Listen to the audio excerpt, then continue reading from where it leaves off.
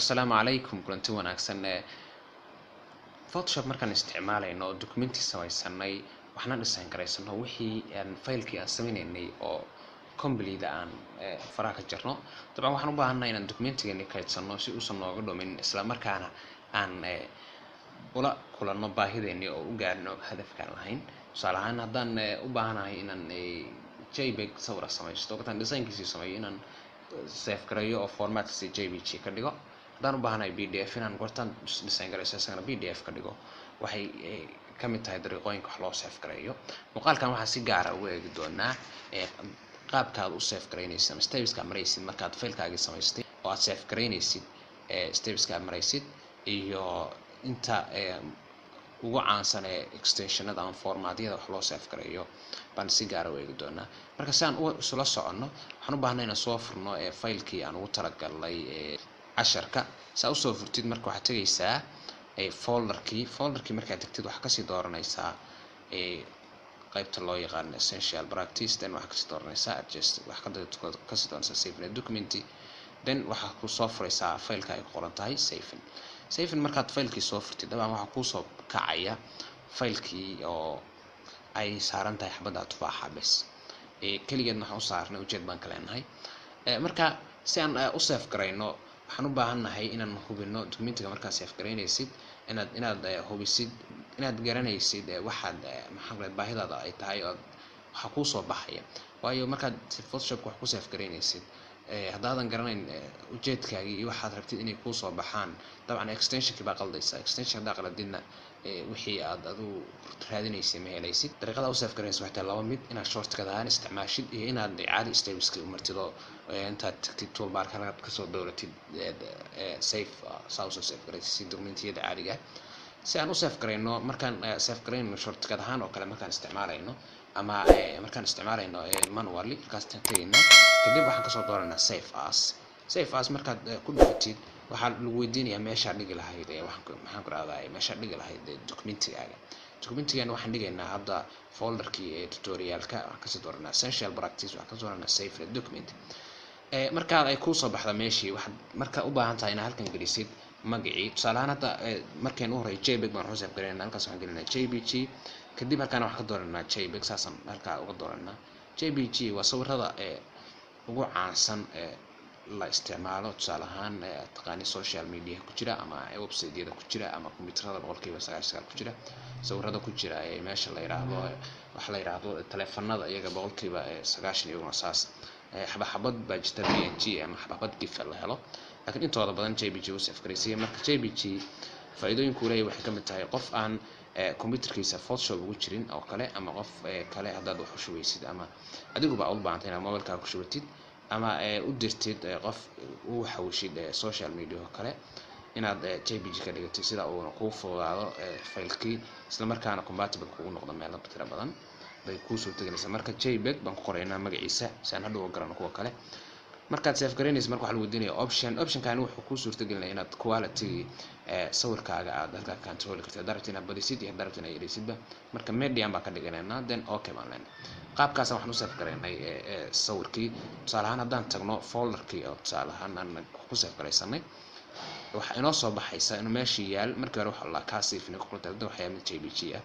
ka JPG-ga haddaan soo furno marka si gaar ah u soo furno oo Photoshop soo dhex dhigno si fiican u fiiri layeradeeni oo dhan waa ku daayeen faylkii extension-kiisina waa JPG marka waxa halkaan ka garan kartaa in faylkeena JPG ku yahay meel badan oo compatible ku yahay qaabkaas marka JPG u save gareysan kartaa haddaan u baahanahay inaan u save gareeyo tusaale ahaan iyadana extension kale oo ay ka mid tahay tusaale ahaan waxaan u baahanahay inaan PDF ka dhigo meesha baan tagayaa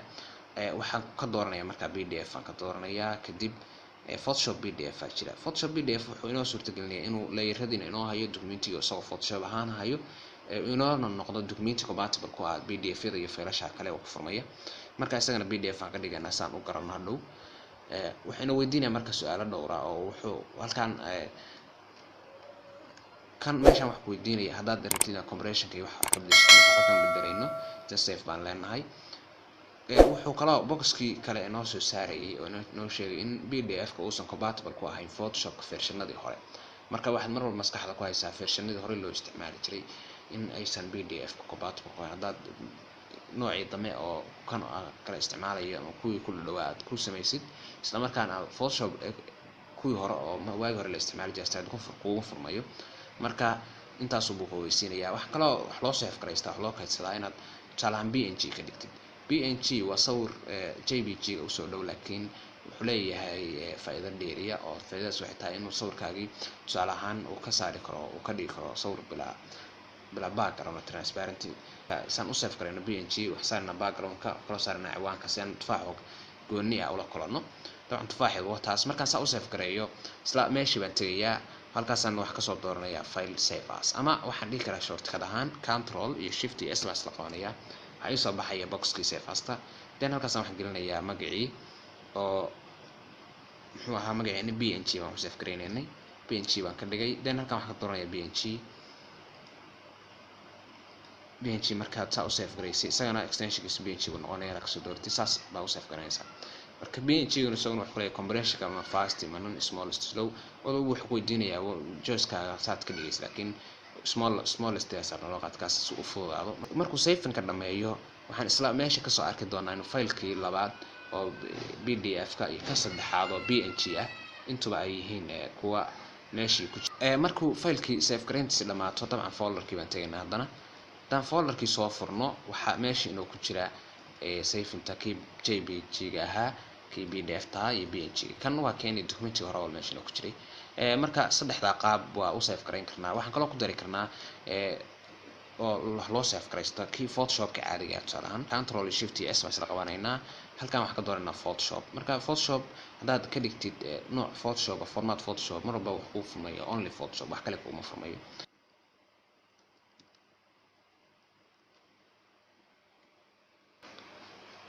PSD-gina qaabkaasaan u save gareynay wax kale awood u leenahay wax u save gareyn karnaa oo extension muhiim ah oo aan u badan isticmaalo oo faa'iidooyin badan leh